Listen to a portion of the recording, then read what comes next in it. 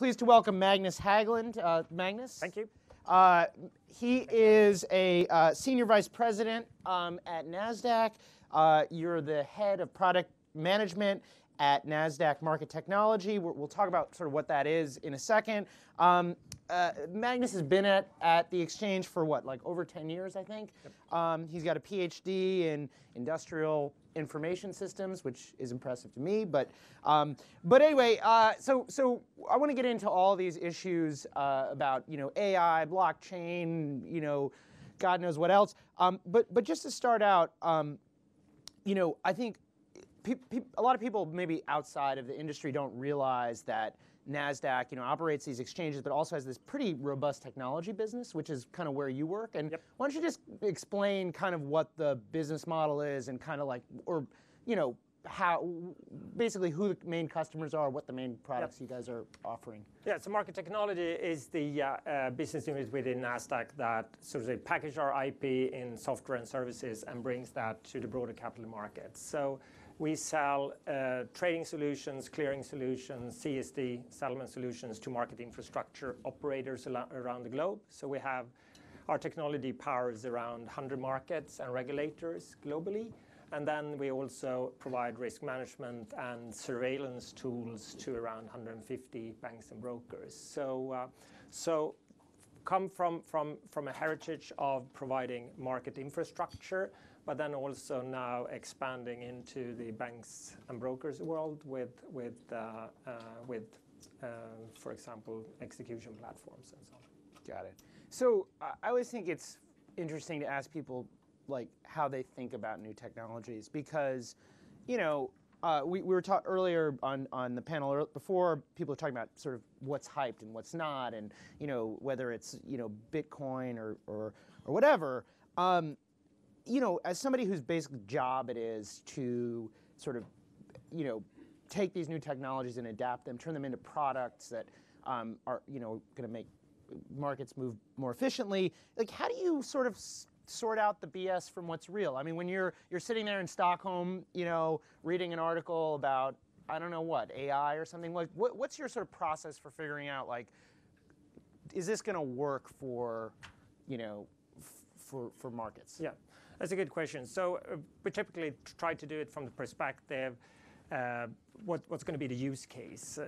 If we are thinking market infrastructure, what's important there is the resiliency and its regulations. So and also it's the ecosystem. So when we look at the technology, it's the adoption factor for us is like, can we use it internally ourselves to help to improve what we're doing, or should we bring it to the ecosystem? But if we're going to bring it to the broader ecosystem, we also know that the impact of that is not just we that need to adopt the technology, it's actually going to need to be adopted by many others. So I think that's an important perspective. The other very important perspective that we're trying to have is, what's the time period and timing for a new technology? So you can say zoom in, zoom out, and we try to do, okay, what is this applicable 18 months from where we are right now, or is this actually 5 years ahead? So that's the zoom in, zoom out principle that we're trying to have. Okay, so it's kind of interesting because I think of Nasdaq obviously has this reputation for being very technology focused, and on the other hand, you guys are kind of old school when it comes to data centers and cloud computing.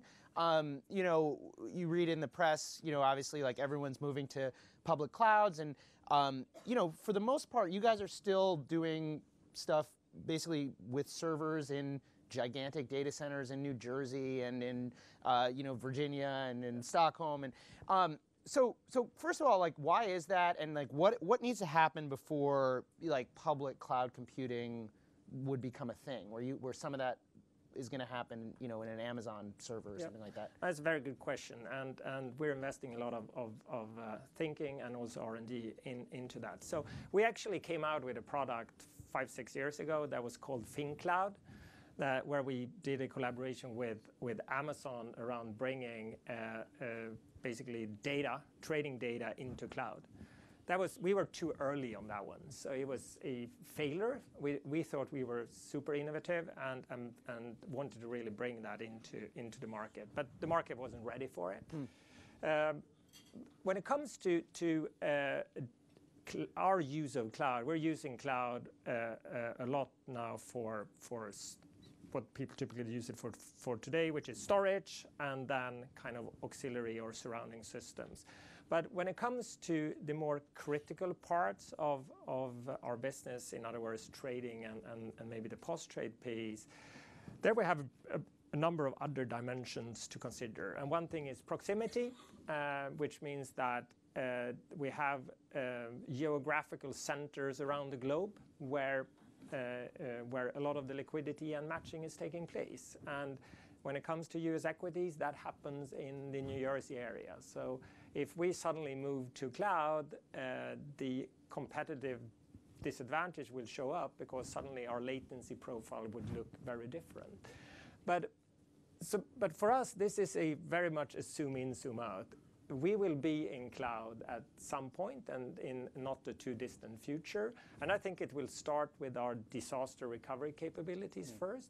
But then after that, actually markets will end up in cloud. And that's where we're going to completely re-architect, I think, how today's markets look like. But what does that even mean for these like high frequency trading firms that are, sort of co-located? They're basically putting themselves as close as possible to your servers, right? Yep. And so if you're in a public cloud or in a distributed computing environment or whatever, where are they? Are they also in the same environment, or like what? Yeah, so that's it. It's going to be very important to still keep the opportunity for everyone to have the same equal treatment, right, in regards to connectivity and access to the marketplace. But so we're investing a lot around, for example, clock synchronization to ensure that we can run a colo business and then also a broader business in cloud. But what it actually means is that today you can say that the compute is very centric in that data center, and that limits the ability to bring data there.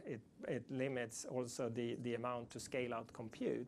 But when we bring our markets to cloud, suddenly we're going to have a much broader set and access to compute. So then we suddenly can re-architect how the whole kind of capital markets infrastructure looked like, because now we're sending a lot of data out to market participants. They react on that and sends back orders, new ones or cancels. And with in a cloud environment, we can basically redesign how that compute's going to be located. So are there like are there advances that need to happen in terms of connectivity, or in terms of like what's holding this back? You said, you mentioned earlier the market wasn't ready. I mean, it sounds like it partly has to do with appetite from market participants, but are there tech things that actually have to happen before this will, become a big deal?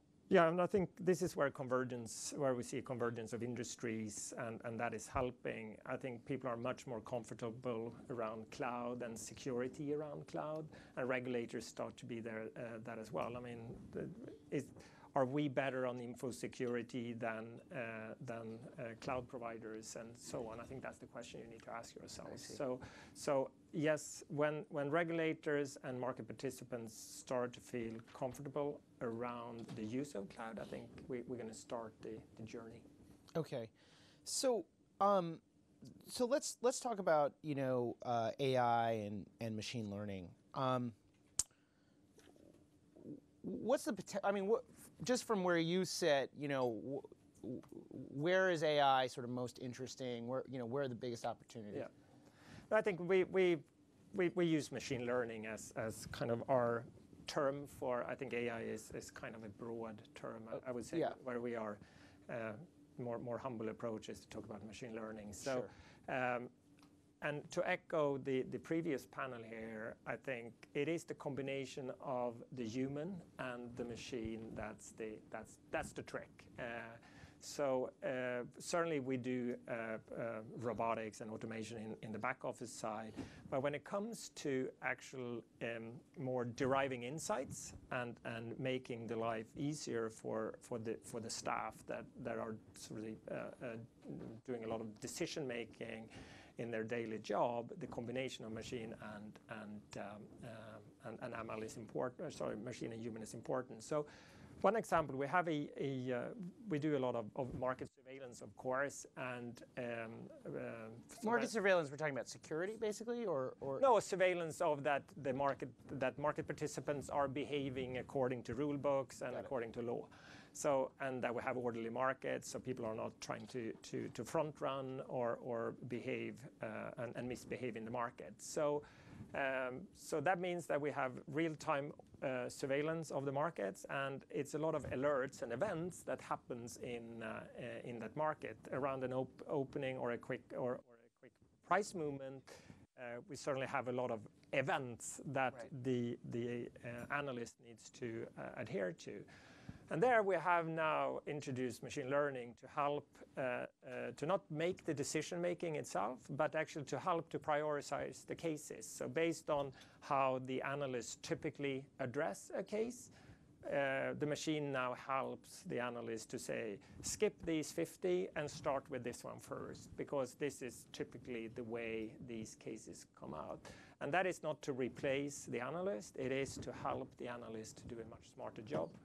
So in other words, the software is being trained based on the decisions that the analysts are making? Yep. And then to help to do to help the analyst to prioritize, not to make the decision itself. Got it. But in the long run, I mean, you would you're saying it's not going to replace the analyst, but it seems like in the long run. Yeah, but when it comes to I think very basic tasks, you're going to do that. But when it comes to decision making around if you're going to take someone to jail or if you are going to do, we're going to need to have some human intervention on the. So once again, it's helping the analyst to focus on the right cases. Okay, so this is one of these technologies. Where machine learning, where you sort of have this like arms races between, these big technology companies, probably some, big financial firms, also nation states. How is, to what extent is like machine learning, particularly like advances in machine learning made by, say, bad actors, like is that a threat? I mean, is that something that we should be worried about? I mean, we are both Nasdaq as a company and as a market operator, and also our clients are critical to many countries and economies. So from that standpoint, we share that with many others in the capital markets. So I think we are investing a lot in with standardized common tools that have a lot of machine learning capabilities in the infosecurity space. But more importantly, it's also a lot of collaboration between the firms, banks, and exchanges, etc., to ensure that we share information and also threat patterns. And I think this is also where our interest, I mean, it's a lot of hype right now, at least in the tech space around quantum computing. Right. And I think this is a typical area where I think we as an industry need to ensure that we have both the capabilities and capacity to actually use quant ourselves, to protect ourselves. I don't think we're going to use quant to match or run our markets quicker, but we're going to use it to ensure that we don't have bad actors that break our encryption. Just unpack that for a second. So quantum computing, right? That's this like next generation idea of basically designing chips. The thought here is that this would potentially allow people to break encryption. Is that the fear? That's the fear, that you suddenly can, what typically would take a very long time to break today, several days or months, suddenly going to go in minutes. So it's so that's the fear. So that means that we're going to need to have much more advanced encryption technologies going forward. So how far away is that? Like how long before the Chinese can, or whoever, like, or the U.S. government, or researchers or whatever can break? I think we're in 5+ Okay. range but once again, it's important it's an important area to pay attention to and see, and a lot of countries and a lot of universities are investing into that. So blockchain. Yeah.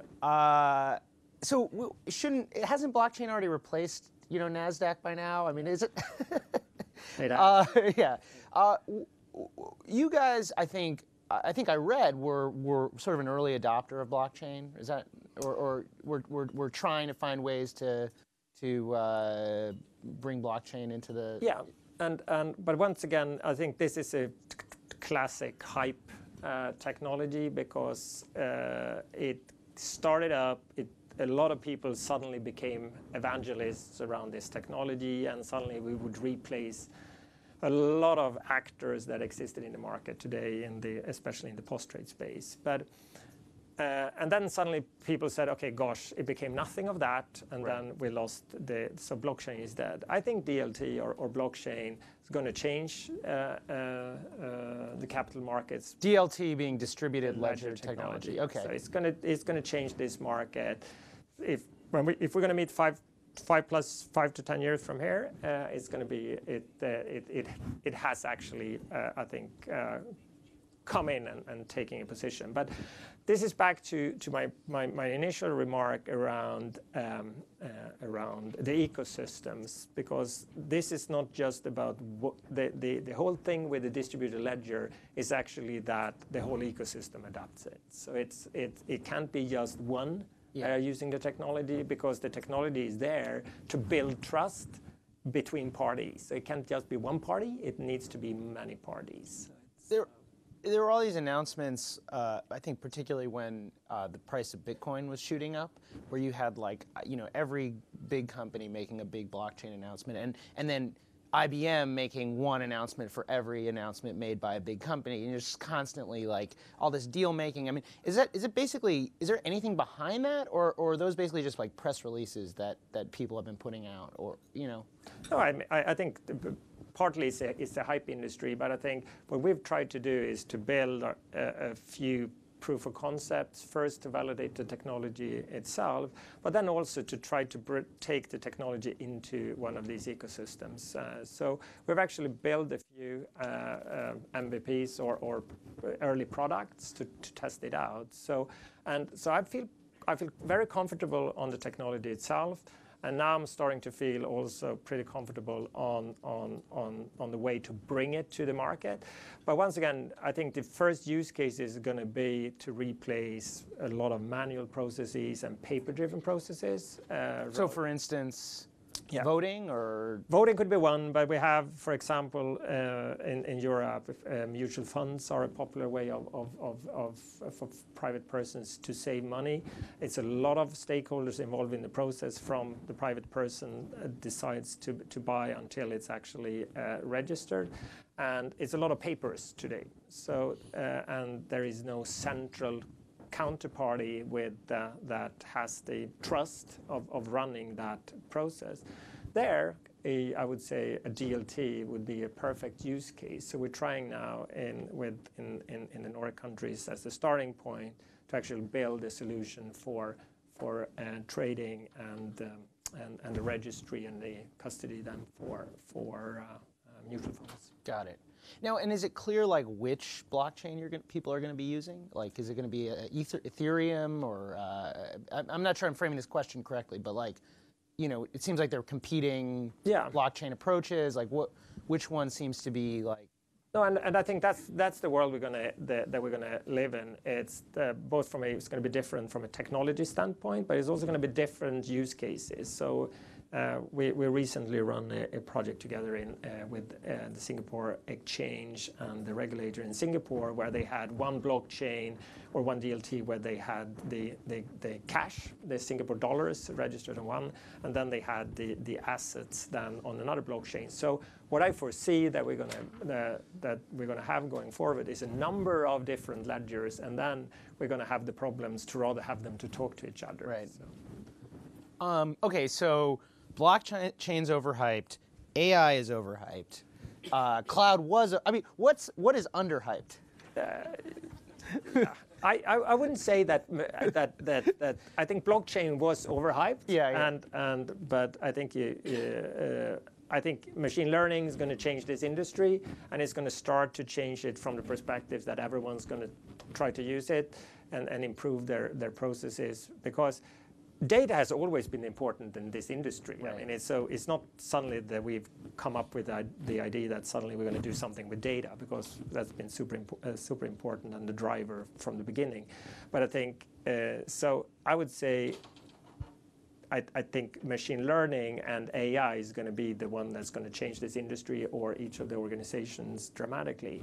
What's going to change and cloud is the enabler for that. And then when people get more comfortable around that, I think cloud's going to help to change the market, how we actually architect these markets going forward. So I think we're going to see much more of a fabric of markets in cloud going forward.